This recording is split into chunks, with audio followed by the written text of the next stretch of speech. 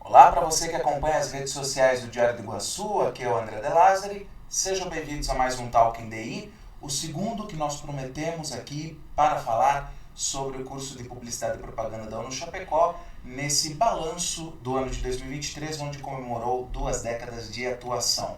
E para fechar o ano, o resultado do ENAD realmente surpreendeu, inclusive nós aqui da imprensa. O curso DPP da UNO é o melhor de Santa Catarina na média do principal exame de qualidade do ensino superior no país. Para falar mais sobre esse dado e sobre outros assuntos do curso, temos o atual coordenador, professor Hilário Júnior dos Santos. Obrigado por atender a reportagem, seja bem-vindo. Eu que agradeço, André, é um prazer estar aqui. Bom, então vamos começar a falar do ENAD.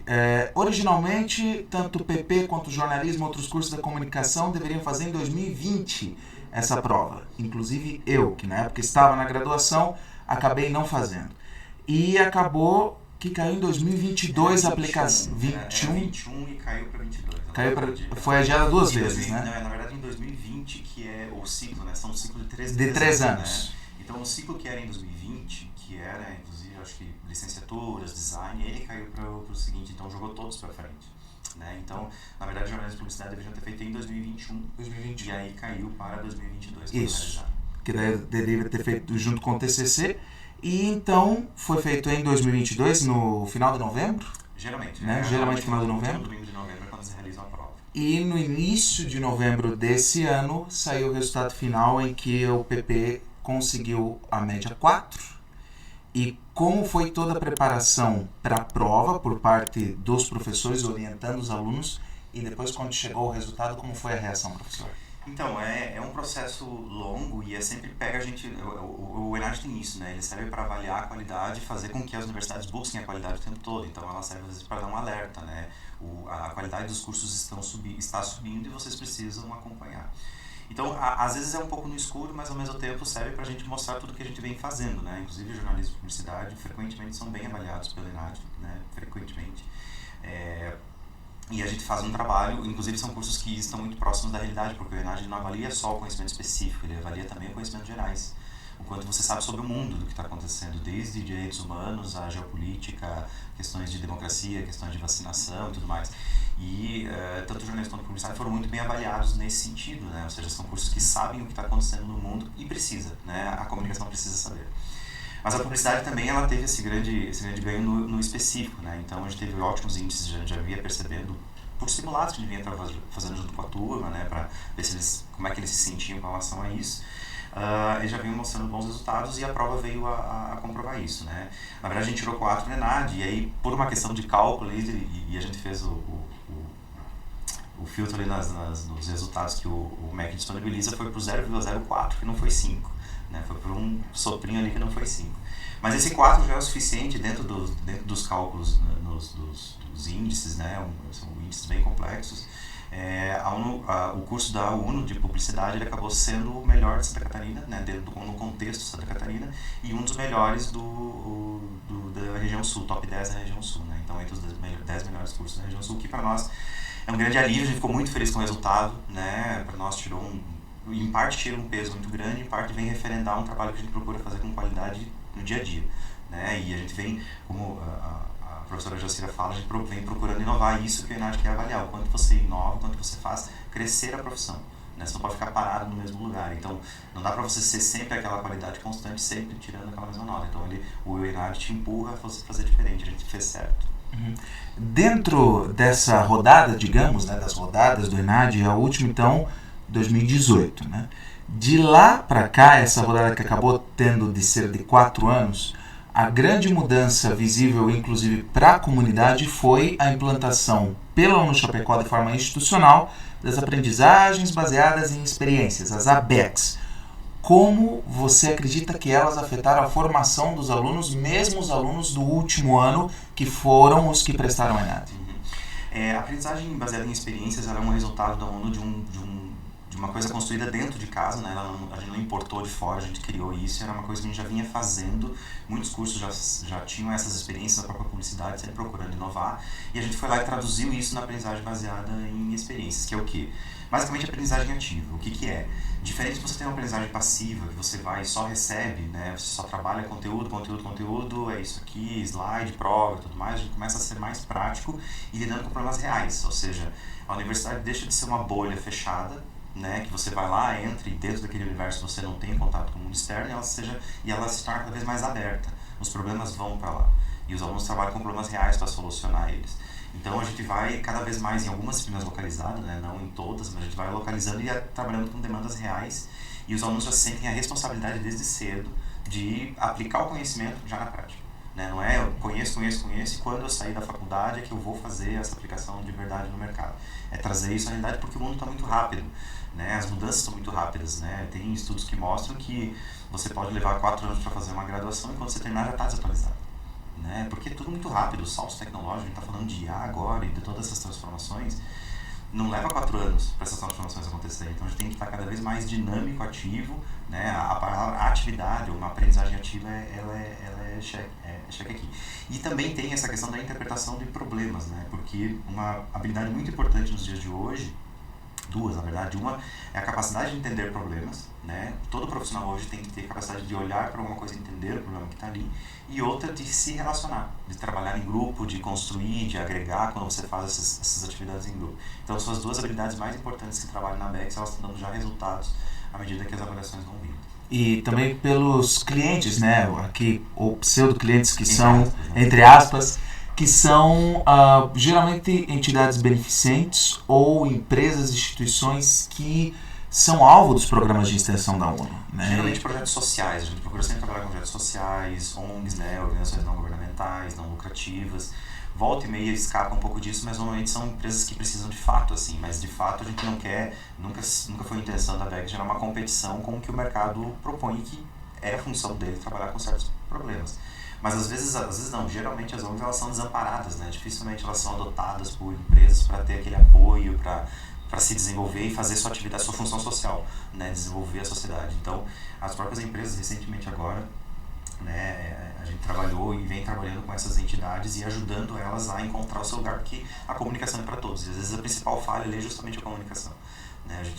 A publicidade como um todo, ela trabalha com problemas de comunicação.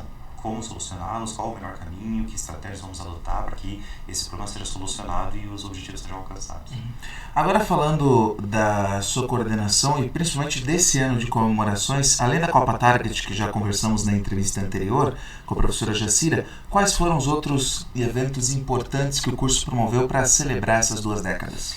Então, esse ano foi bem intenso, né? A gente teve a semana acadêmica, ela foi específica disso e ela foi retomada, né? Porque a gente acabou interrompendo durante a pandemia por várias razões, né? A pandemia, ela foi uma ferida que agora está se curando. Então a gente retomou a importância que ela tinha. A gente até tinha a opção de fazê-la remota, fazê-la online em outros anos, mas a gente achou que ia descaracterizar e não promoveu. Então a gente retomou esse ano e foi fantástico e a gente percebeu o quanto é importante esses momentos. Nós tivemos viagens de estudo, né? A gente, junto com os cursos lá da Escola de Comunicação e Criatividade, a Conexa, a gente fez viagem a Buenos Aires, por exemplo, que é bem... a gente tem uma viagem cultural que a gente faz no máximo a cada 2 anos e a gente sempre escolhe um ponto bem legal. E a participação no Intercom, que é bem importante, né? Nós participamos do Intercom Sul, né? E o Intercom Nacional nós conseguimos participar, porque inclusive nós tivemos um trabalho premiado desenvolvido pelos alunos, né? Nós tivemos um grupo de alunas que fez um trabalho que foi vencedor na categoria regional, foi para o nacional e venceu a categoria nacional. Nós tivemos ao longo desse ano também, né? Os professores sempre fazem isso e agora cada vez mais, de abrir as portas da sala de aula e trazer os profissionais, egressos principalmente, mas profissionais que venham a agregar as discussões. E é super valorizado isso, né? E ao longo desse ano isso veio a corroborar o quanto a gente já tem um lastro enorme de gente que a gente colocou no mercado, que hoje voltam com uma experiência e que vem referendar o quanto o curso foi importante para eles e para o mercado. E a gente encerra com a Copa Target, né? Então a gente começou lá com a semana acadêmica e encerra com a Copa Target e marca esses 20 anos, né? Algumas homenagens, né? Principalmente aos professores mais clássicos, né? Temos o professor Dirceu, o saudoso professor Dirceu, que implantou todos os cursos lá, né? E todos os professores que vieram na sequência que foram bem importantes e fizemos essas homenagens, E também algo interessante, é raro que estudantes de publicidade e propaganda visitem meios de comunicação. E no feriado agora de proclamação da República teve uma turma visitando o Grupo Condá e eu recebi eles lá. Então, mesmo sendo mais focada esse tipo de visitas para os locais onde nós trabalhamos a imprensa para o jornalismo, é muito legal também essa iniciativa de PP. Agora falando também dos últimos anos, quantos anos você ficou coordenador? Fechou 3 anos. Fechou 3 anos. Então pegou a pior parte da pandemia e o pós-pandemia. Quais foram os principais desafios, não apenas frente ao resultado do ENAD, mas também frente à continuação das graduações, dos egressos que surgem, dos trabalhos entregues, os grandes desafios para manter o alto nível do curso e principalmente para isso que você já falou, da atualização dos conteúdos, né? Não apenas pela inteligência artificial, que é algo que já vem sendo tratado no jornalismo, na publicidade, mas também de outros tipos de conteúdos, principalmente na área digital. Eu acho que quase como todas as áreas, eu acho que o mais importante era tentar tocar a vida, né, durante a pandemia, tocar a vida e tentar não sofrer tanto com os efeitos de uma coisa que para mim é um cenário de guerra, né? A pandemia foi um cenário de guerra, né? As pessoas não saem de casa, só que foi em escala global. Então, para manter a formação, para manter a graduação, é tentar manter as aulas no nível de qualidade que a gente sempre teve, mas usando de interfaces, usando de videoconferência, usando de ambientes virtuais de aprendizagem, usando de atividades, usando de ferramentas disponíveis para manter, o que acabou fazendo muita gente inovar justamente nisso, né? Ou seja, como que eu faço uma experiência virtual, né, cada um na sua casa, porque a gente tinha distanciamento social e não podia se encontrar, como eu tento manter a mesma qualidade de experiência, só que agora as pessoas estão cada uma no seu... E é interessante ver como as próprias mídias, né, pensando em jornalismo e publicidade, se mudaram com isso, né, a ideia de como as mídias se adaptaram a isso, né, eu falo muito sobre a estética dos programas, inclusive de jornalismo esportivo, que eu acompanho bastante, como eles absorveram a ideia de ter alguém remoto, né, de ter alguém sempre em casa comentando da sua casa, com fone de ouvido, etc, ou seja, é um legado da pandemia. Então, não dá para sonegar que ela transformou, ela mexeu com a nossa vida de alguma forma e talvez a gente ainda nem saiba o quanto ela mexeu. Da mesma forma que a gente tem que ainda observar, isso é uma coisa que é muito vigilante na nossa área, com relação a situações de trabalho às vezes estressantes, né? Porque os prazos, as demandas, elas continuaram vindo, mas as pessoas começaram a trabalhar de casa, de onde elas estão, misturando vida particular com profissional, sabe? A intimidade.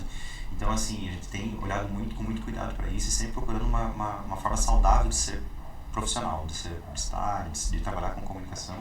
E esses foram os grandes desafios, ao meu ver, assim. Eu acho que a gente trabalhou bem, né, nesse período, a gente tocou as aulas na medida do possível, sempre com a mesma regularidade, com a mesma qualidade e com aquilo que a gente não podia fazer presencial, fizemos, até eventos virtuais a gente fez, né, a gente brincou um pouco disso.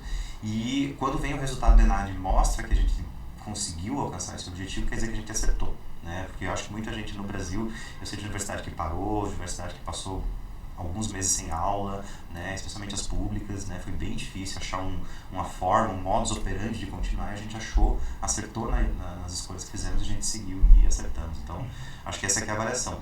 Fácil não foi, mas passou. Gosto de pensar que é uma página virada. Uhum. Para encerrar, gostaria então de pedir uma opinião do professor Hilário sobre o momento do mercado publicitário na região. Como você vê a estrutura das empresas, dos publicitários, como você vê isso? Eu costumo dizer que o mercado publicitário e o próprio publicitário, isso quando tem formaturas, eu gosto de sempre estar lembrando isso quando eu tenho a oportunidade de ser orador, ele é inquieto. Né? A gente é inquieto porque não existe lugar comum, ele não existe constância, né? O mercado publicitário constante, ele vira paisagem, né? Então, e Chapecó, ela está numa efervescência de crescimento, né? Ela cresce, todos os movimentos, desde os migratórios, ao crescimento da indústria, ao crescimento, você começa a avaliar, por exemplo, a quantidade de mercados na lógica do atacadão, como foram implantados, ou seja, Chapecó está crescendo de uma forma assustadora, a olhos vistos, assim, pessoas que passam alguns anos fora, quando chega em Chapecó se assusta com o que está virando isso. E eu acho que a publicidade, ela pega muito essa carona, digamos assim, né? Ela tem que acompanhar esse movimento, ela tem que olhar como a mídia se transforma, ela tem que observar.